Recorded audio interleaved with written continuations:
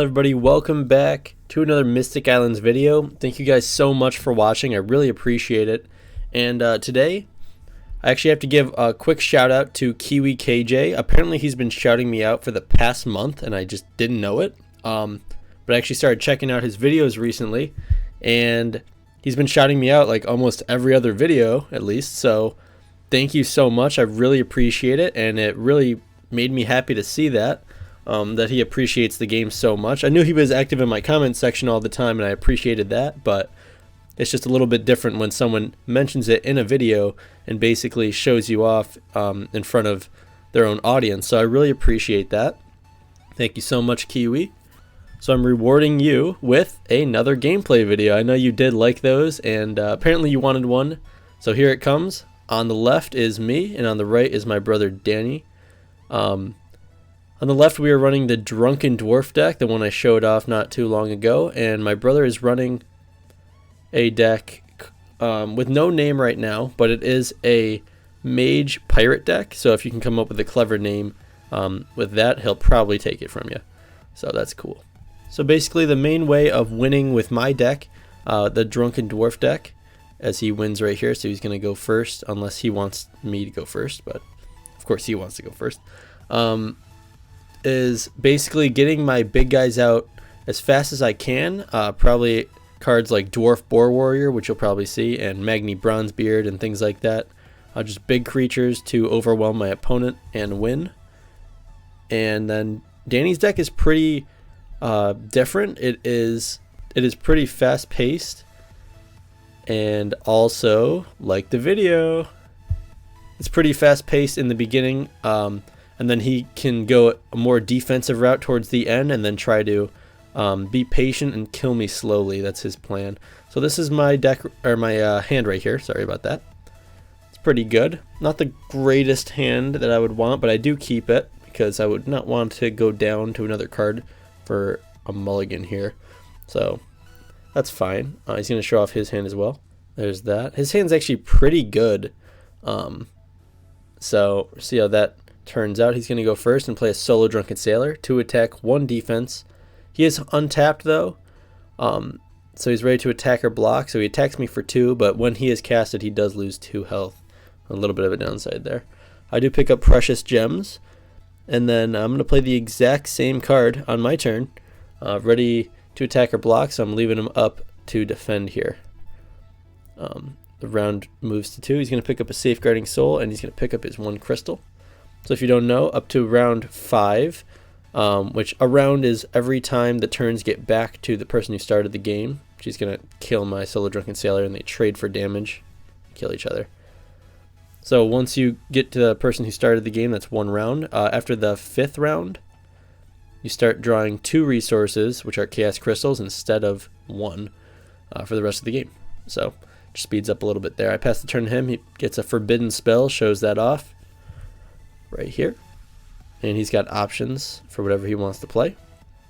And let me know if you guys like the playmats as well. I think I'm going to be ordering a few more maybe in the future.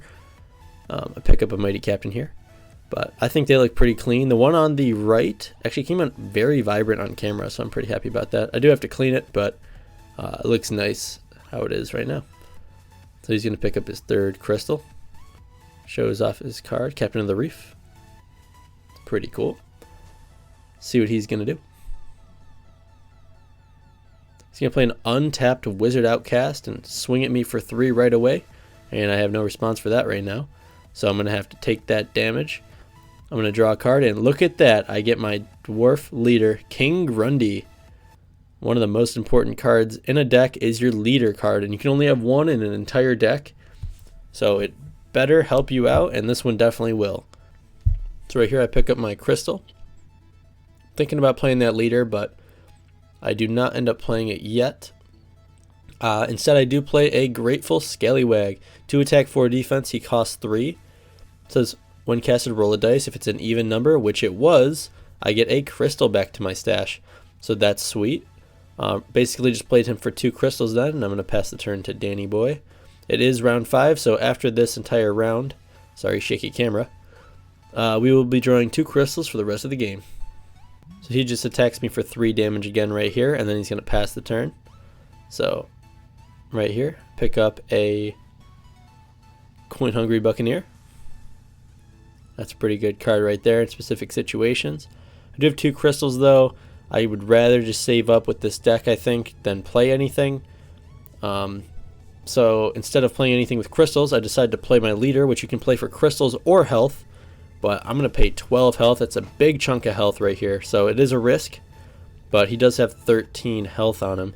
So I am going to tap him to draw a card. That's one of his abilities right here. That way I figured I'm not going to use him for damage for next turn, or for defense I mean. So might as well get a card out of it and thin my deck a little bit. So now he's going to pick up 2 cards per turn, almost 3 right there by accident. He's going to pick up Precious Gems and untap his creatures. And I'm actually down by 20 points of health, so on my next turn I will be able to draw an extra crystal. So there is a comeback rule in this game. I don't know if I showed that off in the first gameplay video, but if you're ever down by 20 points of health or more, you gain 3 cards per turn until you're back underneath 20. If you're down by 30 health or more, you gain 4 crystals per turn until you're back under. And then if you're down by 40 somehow, you'll draw 5 cards, 5 crystals per turn until you're back under that. So there is a comeback rule there in place for, in case you're getting beat down, you have a, you're going to be getting a little bit extra resource, so it's a little bit easier for you to come back. It's still going to be challenging, but you could probably do it. So as here, I am down by 21 points, so I'm going to get the extra crystal right there, which is perfect because we wanted to play this guy. Dwarf Boar Warrior, we just drew him, and perfect amount of crystals now to play him. So he's a 6 attack, 4 defense, idle obstruct creature. What idle means is it is not affected by ability cards. I'm going to draw a card right here for the tap ability. And then obstruct means the damage does not bleed through to my health. So if you attacked him for 1,000,000 damage, whatever extra damage would normally hit me does nothing. So that's pretty cool. Alrighty, I'm going to draw his crystals and his card here. He gets a solo Drunken Sailor. So there we go. He untaps his Safeguarding Soul as well. So unfortunately the Safeguarding Soul has text that says it cannot attack, but it does have idle, so it's not affected by abilities. But now since I played that Dwarf Boar Warrior, it's not the greatest card anymore because I can kill it with 6 attack with the Boar Warrior. So that kind of sucks. So it kind of takes the usefulness out of it a little bit. Still a decent card. He's going to play a solo Drunken Sailor here. Just getting some more dudes on the board. He's thinking of what to do, and he's going to attack my Grateful Scallywag with his solo Drunken Sailor, and then attack me for 3 damage around it. Because only one creature can attack one creature at a time in Mystic Islands. So that way, creature advantage is a little bit better because you can block, or you can attack around things, which he just did right there. So it's my turn. I'm going to pick up another Dwarf Boar Warrior. That could be scary later on. It is a common card too, which is very good. I'm going to draw 2 crystals here, and then I realize I'm actually down by 20 still. So pick one up right there. So I'm going to play Precious Gems right here. So this is a decent way for me to gain health. Every time I draw a card, I gain 1 health. So that way, just by being in the game, you draw a card every turn, which I'm actually going to tap to draw an extra card here. Gain me health. That way, just by existing and playing the game, I'm going to be drawing cards and gaining health anyway. So that's pretty cool there. I'm going to kill his Safeguarding Soul. The extra 1 damage does bleed through and hit his health. So I'm exactly down by 20 now, which means I can still draw 3 crystals next turn unless he gains some more health this turn. So we'll see what he does here. So right here, we're thinking hard about our decisions right here, seeing what we can try to do. And again, thank you guys, everyone who watches these videos. I really appreciate it. And right here, he's going to play another untapped 3/3. He's going to attack my Grateful Scallywag, so they trade, don't kill each other, and then he attacks around it for 3 damage. So he's just trying to kill me fastest way possible because he knows I got that Dwarf Boar Warrior that he doesn't want to mess with, and I got the gems that are going to be gaining my health back. So right here, I'm looking through all my cards. I have a lot of cards in my hand from drawing so many cards. So let's see what I'm going to do here. I'm going to tap to draw another card, which is another precious gem, and I'm thinking here, gain a health for that. I think I forgot to gain a health for the draw, which that is what it is. That kind of sucks. So I keep thinking here, and I'm like, you know what? Let's just play another one. Why not? Need more health? And I'm going to play another precious gem. So those are permanent ability cards. They stay on the battlefield until they're removed with a forbidden spell or some other type of effect. So I'm going to leave all my guys up, daring him to attack my stuff, because I know that either it'll trade and not deal any damage to me, or, oh, and he throws a forbidden spell across the table to get rid of my precious gem. So there you go. He got rid of one of them, so that didn't last very long. That's annoying, but it is what it is.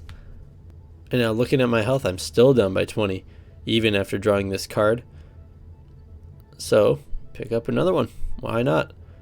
So this could be a potential strategy with the comeback rule, to actually lose health with your leader and then fall behind on the scoreboard essentially. But it is also pretty scary right here. It's actually, I play a Grateful Scallywag, but I get an odd number on the roll, so I don't get a crystal back. So it's a risk reward type situation. Attack right here, deals 3 damage to him, and I'm going to pass the turn as well, trying to resort everything. But if my health gets too low, if he has specific cards, he can attack my health directly through the air with ability cards or creatures and their skills as well. So he could kill me just quicker, and I make it easier for him, but I know I could probably do some things with what I have, and I think it's worth the payoff right now. It's going to attack my Grateful Scallywag right here, just so that his creature is tapped and does not die, which is not a bad move at all. I pick up another Coin-Hungry Buccaneer. Gain a health for the card draw. Pick up my crystals here. I only pick up 2 now, but that's okay. I feel like I have enough things to be able to start my attack. I'm going to draw a card here. Gain another health, because why not? And I think I end up playing this card here. Yep, end up playing Mystic Dwarf, because why not? I can use him and sacrifice him later on to count as a crystal towards a creature I cast. So, won't hurt there just to play him. I'm going to attack right here for 8 damage. And now he's starting to see the damage that I can deal once I flip the switch to attack mode here. So now he basically only has 2 crystals and a 3 attack, 3 defense, and he was taking a lot of time, spending a lot of time trying to get fast damage in, and now he's going to have to figure out a way to get rid of my 6 attack, 4 defense with some type of creature or another method here. Alright, he's just going to do the exact same thing he did last time. He's just going to attack my Grateful Scallywag. They trade, deal no damage, and he's just going to tap his creature. Essentially right here I'm going to draw another card, another Mystic Dwarf. Cool. Going to gain a health for that as well and untap my leader and all my creatures here. Let's see. I'm looking for things to play. I do have 3 crystals, so I could play anything worth 3 or less, or I could save up next turn, maybe play something for 5. But I'm going to play another Mystic Dwarf, because why not? I can sacrifice that later, as I said last time. So, let's see what I can do now. He doesn't have any defense, really. I'm going to tap to draw another card to gain a health. There you go. Those work together pretty nicely. And let's see. I'm going to attack these 2, make it 3. 3 creatures to him. He has no defense, so I'm going to swing in for 10 damage. That's a big blow. So there goes 18 health in 2 turns, and he is scrambling. So he has a lot of resources right here, so he's going to have to do something with them. Right here is he's going to play an Elite Swashbuckler for 6. There you go. That's something right there, but it may be too late because it comes in tapped, and also he decided to throw away all of his crystals for some reason, which I think he realizes in a minute. So as I start my turn, untap all my cards, draw a card, gain a health. You know the usual thing here. He still hasn't realized he threw all of his chaos crystals in his graveyard instead of his stack instead. So that kind of sucks, but he'll figure it out. Let's see, I have a lot of firepower here. I'm going to kill his 3/3 with my 6 attack, 4 defense. The extra 3 hits him and I'm going to swing in for everything else, which is 8 damage. So he's going to take that 3 bleed plus the 8, which is 11 damage altogether that turn. He's stuck at 3 here. This creature dies. I'm going to sacrifice my guy as long as he's active, which means on the battlefield under my control on my turn. I can sacrifice him and pay the remaining for another Dwarf Boar Warrior, and I'm going to tap my leader to grab another Dwarf Boar Warrior and gain a health for drawing a card. Whew! A lot of things went on that turn, but I have a cool little pyramid on my battlefield now, and I think he may be game over here unless he pulls something out. He only has 2 crystals though, so let's see what he does here. So he's going to throw this forbidden spell once again at my gems, and he realized he put all of his crystals in his graveyard. He probably wanted those. But yeah, he gets rid of my precious gems right there, and I'm waiting for him to do something here, but odds are he's going to lose this game. He did a little bit too late here and let me crawl back into this one. Essentially, I'm going to send all the dogs at him right here. I'm just going to send 2 of them. All I need is 3 damage to hit him, and then the game is over. So you win this game, 21 points of health to 0. It's a pretty good game though, and I appreciate him playing. Thank you guys so much for watching.